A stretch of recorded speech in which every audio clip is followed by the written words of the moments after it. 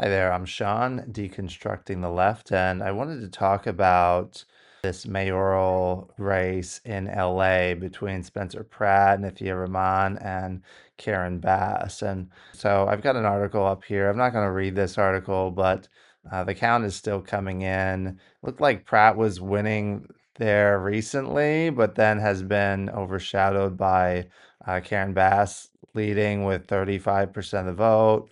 Now, this article, when was this from? This was from yesterday at 4:45 p.m. So I'm recording this at 8 in the morning on the 5th. So I think there's been more counting surely happening since then. But what I wanted to talk about is already seeing things being thrown out there from the right as far as like voter fraud or election fraud, cheating, things like that. And so I've got a little document up here to just kind of guide my conversation of this, and just the reasons why the left would cheat, why I really wouldn't trust them. I don't trust them concerning any elections. So I'm going to talk about reasons for that, and well, and it's important to have strong protections around elections because of the incentives to cheat for power. So, okay, cheating democracy. That's what I've named this. I wanted to differentiate that there's the word democracy gets thrown around. The left likes to say that MAGA and the right are a threat to democracy, that Trump is a threat to democracy. They threw that around a whole lot. I still see things throwing that around, but certainly around the election time, this was being thrown around. And the irony of such a thing is it well, it's ironic given that the right was saying that the Biden administration actually stole the vote and cheated. And I remember the weird voting thing where all of a sudden all the votes were for Biden, even though Trump was totally in the lead and winning, and he was like winning in the swing states, and it really seemed like a done deal for him. And then suddenly, oh, it just all the mail-in ballots end up being like for Biden. But I don't want to go back into that. It was suspicious. It was suspicious. So the right was accusing the left of cheating, and I hear from time to time even people on the left claiming really that Trump was the cheater, that he won the latest election by cheating, and it's like, oh my gosh. Anyway, I roll my eyes at it, but what I wanted to talk about is that the way the word democracy used means something different on the left. In the radical left, the peoples who are the real movers and shakers pushing the Democratic Party, the liberal side, more and more off the cliff of leftism, that they have different meanings for words than what the average person or the average liberal realizes. So in the Communist Manifesto, Karl Marx makes a differentiation between bourgeois democracy and proletariat democracy. And that's actually what's going on here when leftists and the news media describe like Trump as being a threat to democracy or MAGA as a threat to democracy. What they're actually talking about is that they're using the word democracy in a different way than what people understand it to mean.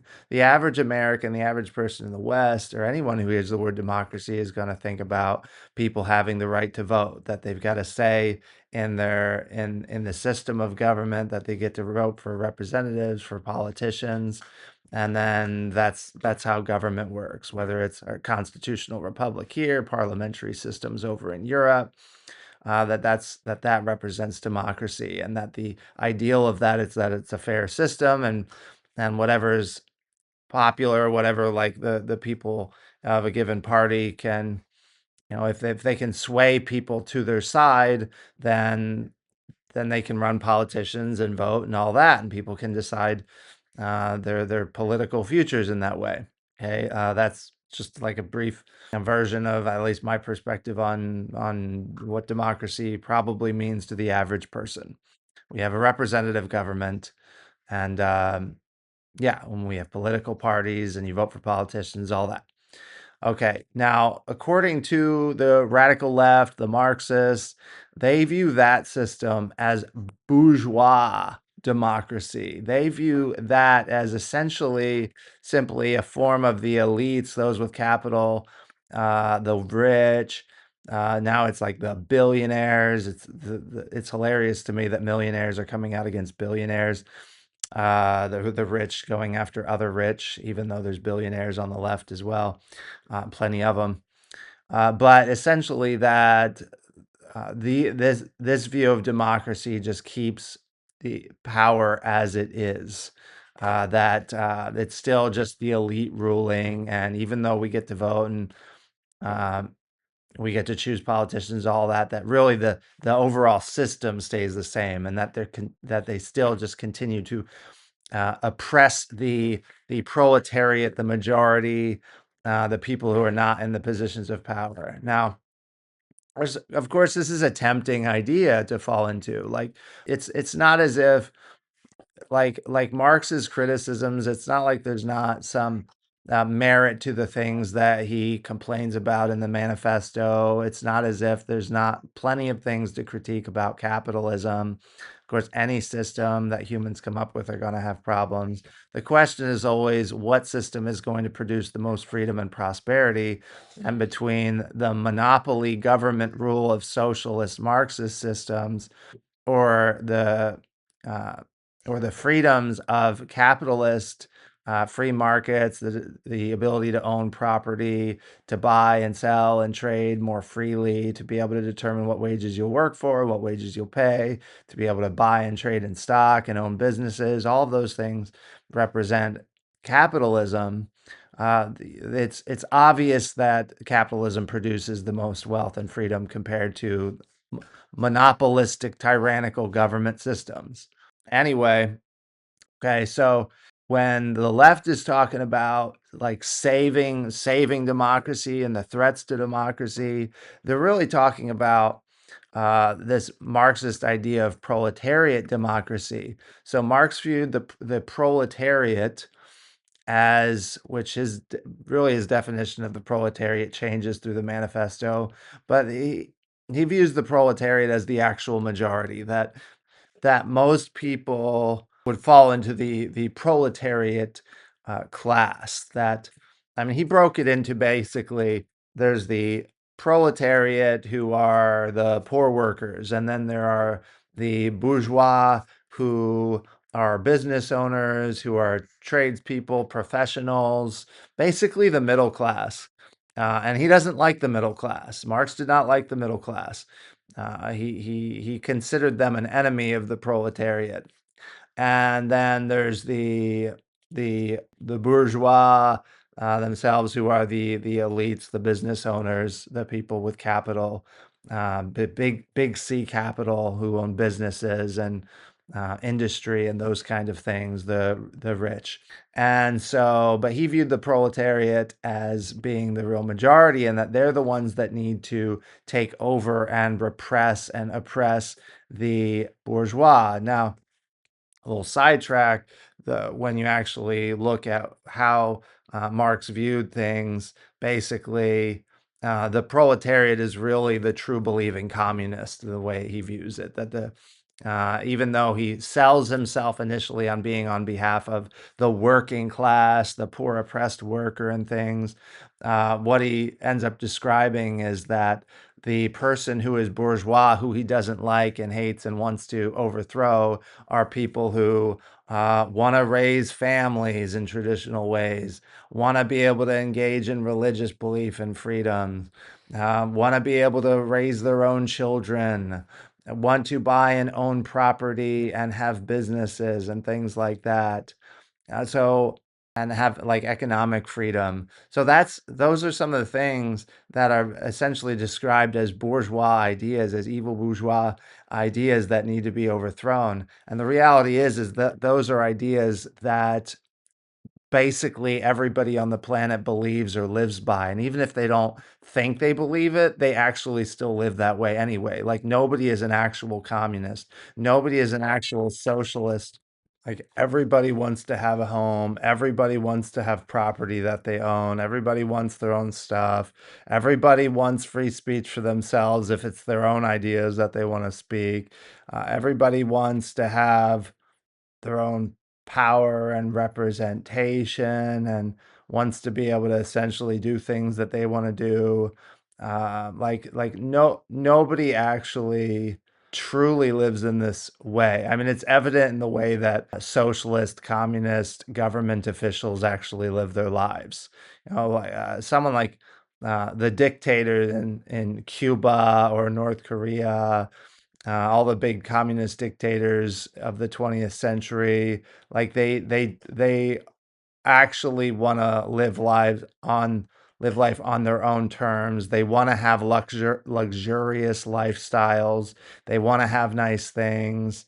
Like that, no, nobody actually like Hassan Piker. He's been in the news a lot. This guy that went to Cuba to propagandize for the Cuban government down there, and I hope he gets nailed to the wall as being in support of that dictatorship.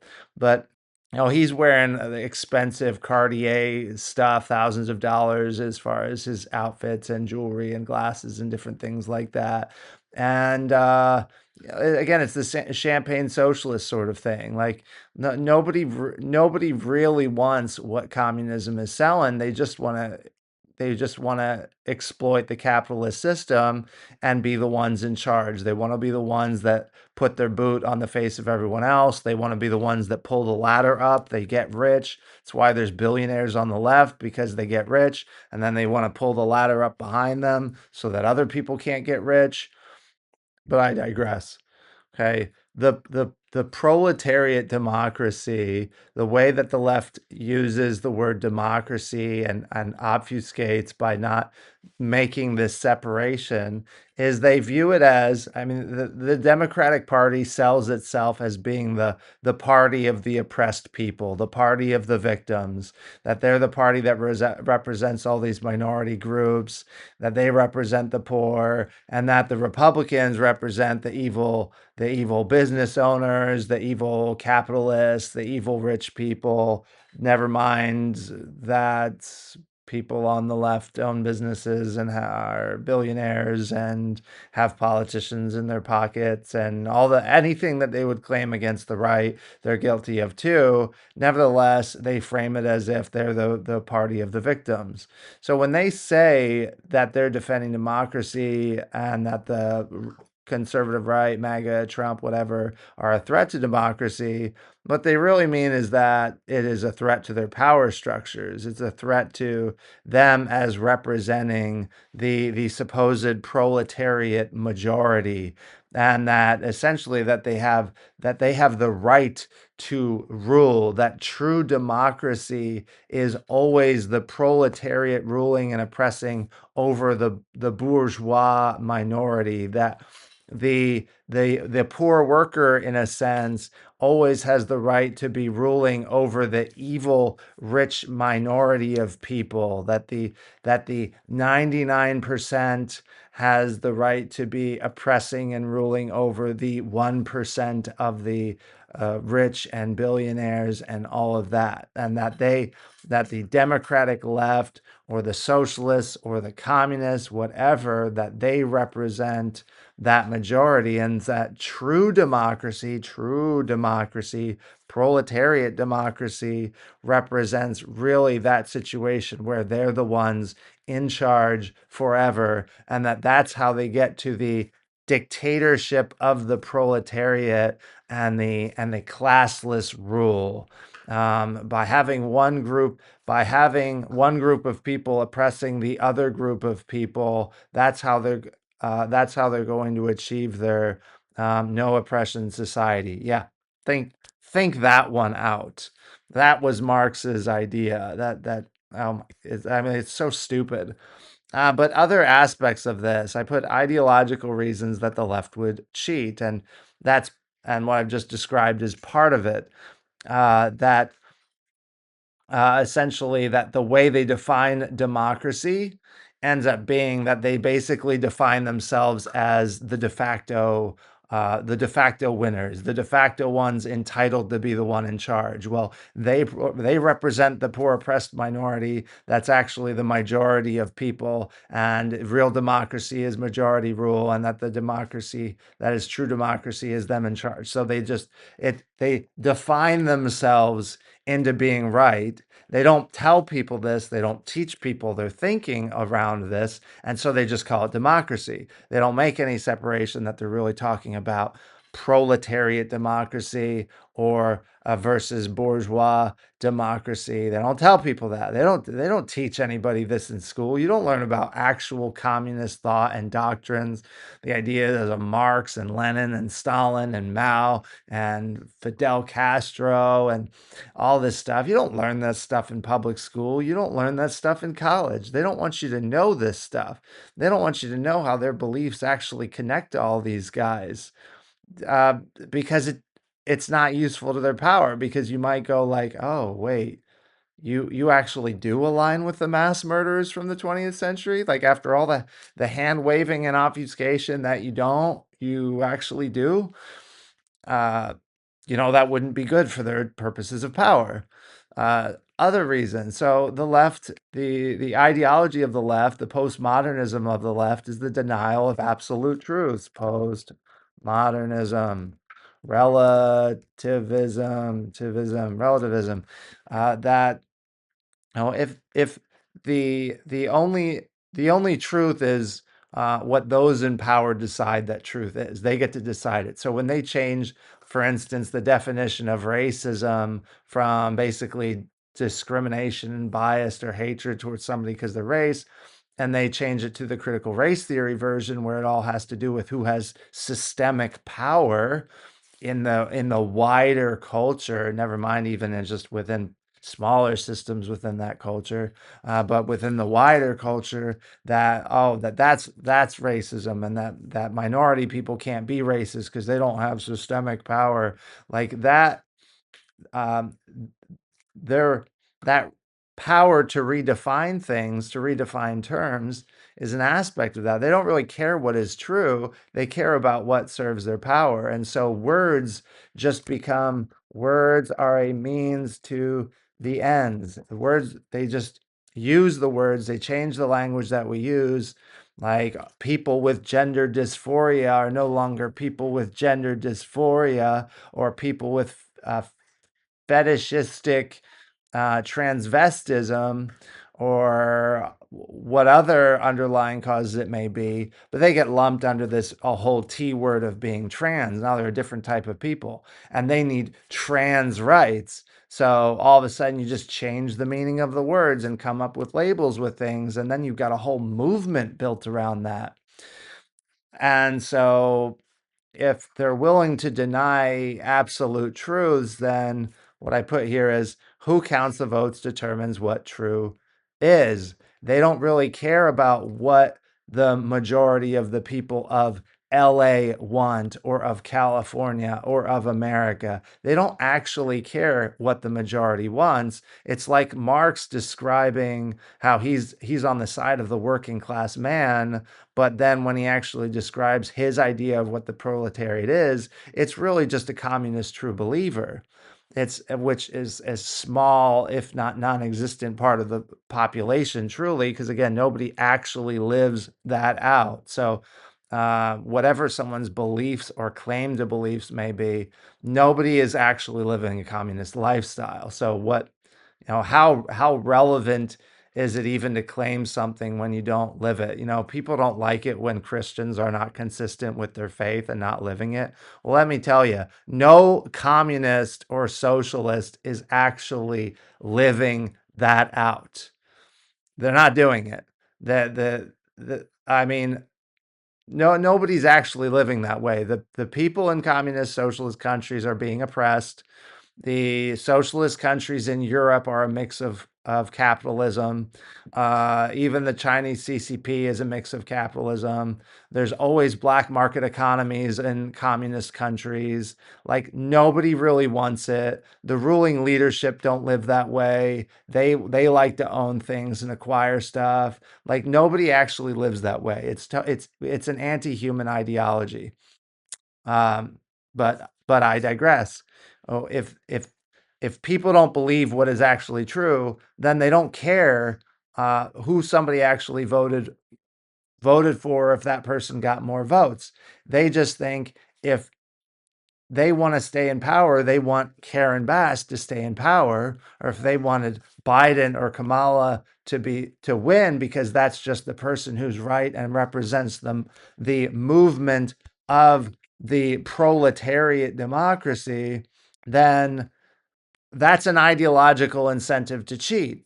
And then the other aspect of this is that the left has demonstrated time and time again in the past just couple of years is that they don't think conservatives have a right to live. They think that MAGA people deserve to die. And they'll say MAGA or Trump supporters. What they really mean is the average conservative. And these are just normal ideas that people have. I mean, the left seems to be increasingly just losing people as they become more. I mean, the Democratic Party just keeps moving more radical. The radicals are in charge of the party and their direction. And they've demonstrated that they think that conservatives deserve to die. They have widespread approval of assassination attempts. These things are not condemned in the media, or hardly so, just because of differences of beliefs, differences of political policies. They think that it's justified. If you go onto Reddit, you see people going, well, maybe if they just stopped supporting things that make people want to assassinate them, then people would stop wanting to assassinate them. It's like, oh, that's pretty gaslighting to me. So obviously, if they think that you deserve to die, they're not going to respect your vote. They're not going to respect your right to vote and engage in actual democratic process if they think your ideas are evil. They don't want to debate them at all. They want to shout them out, and that they think that if somebody assassinates you, then, well, that's well and good because your beliefs were the bad beliefs. Like how on earth would you trust them to fairly count your vote, to engage in a fair democratic process whereby they could lose and lose to the people that they think are Nazis, are National Socialists.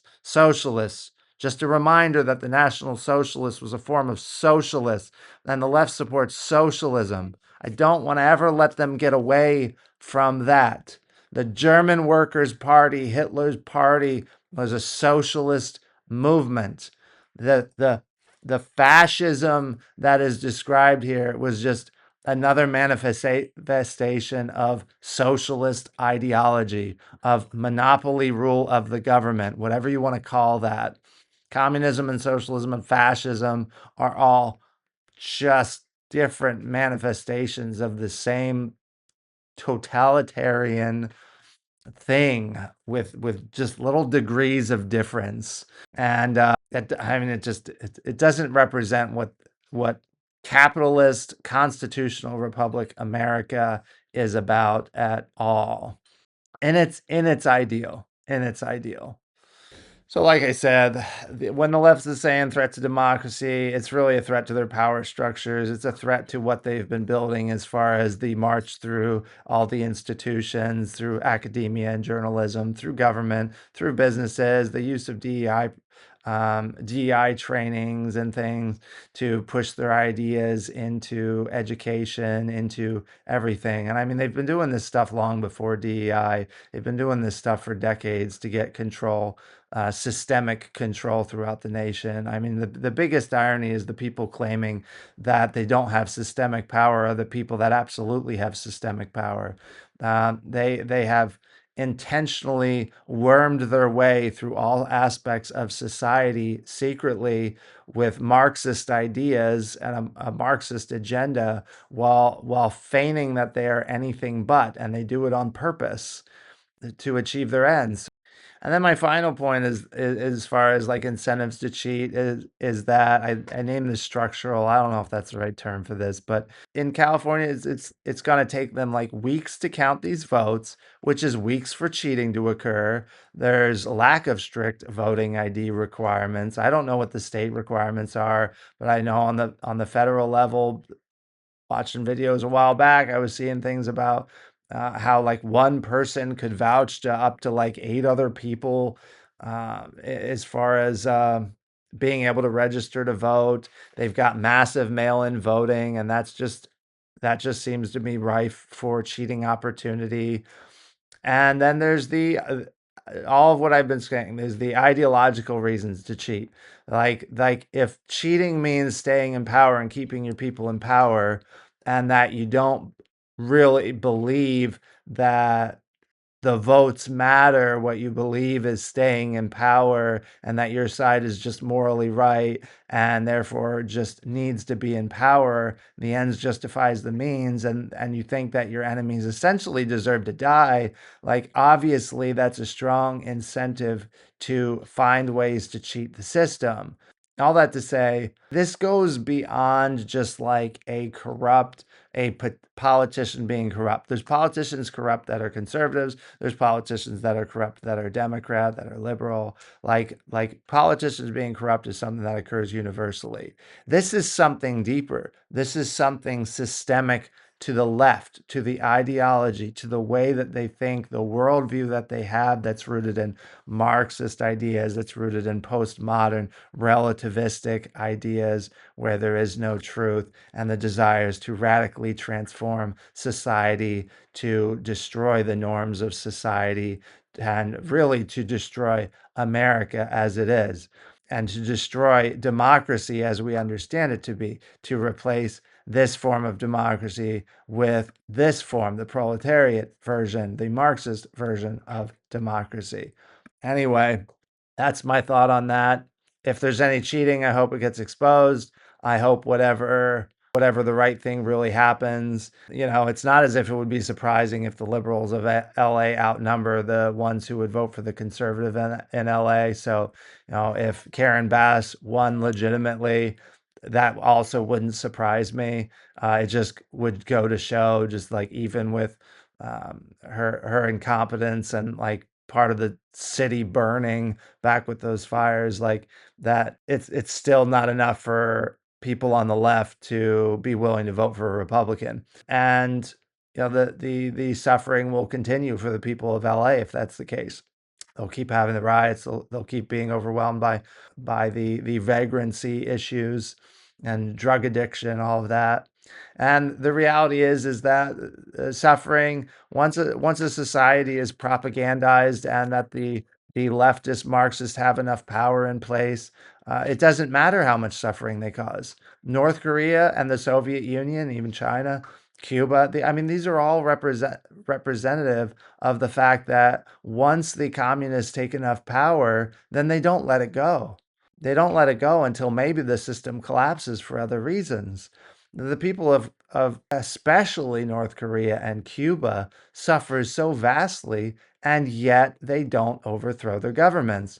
The all of a sudden the revolutionaries that want constant revolution for Marxism don't want revolution if it's the overthrow of Marxism. So again, they don't actually believe these things. They don't actually believe in revolution if it turns out that their ideas are terrible and don't work, and it would be them being subject to the revolution. They don't want that in that case.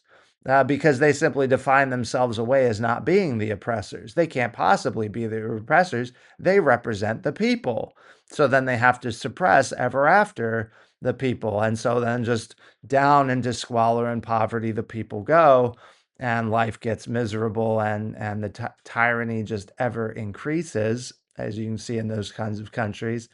And that's ultimately what the left is moving towards, what the left would like here, if it means them being in power. And they use the useful idiots and the liberal dupes who just like the good sounding, that's just the right things, that the left just represents the right things, the moral things. And they just have the best ideas, the free stuff, the abortions, and the trans surgeries, and the borderless society economic zone of America, and oppressing white people endlessly for their racism. These are all the good ideas of the left that they want more of. and that would spiral us ever more into third world oppressed dictatorship status that the Marxists want because they've wanted for a century or more to destroy America. That's what they want. So anyway, I'd be very amused and would enjoy if Spencer Pratt wins the race, but I'm skeptical. I wouldn't be surprised if the left cheats. That's the whole point of my video. But I also wouldn't be surprised if a Democrat wins a blue city. Like that wouldn't be surprising either. So I don't know. Those are my thoughts. Let me know yours. Please leave a comment below, and I'll see you next time.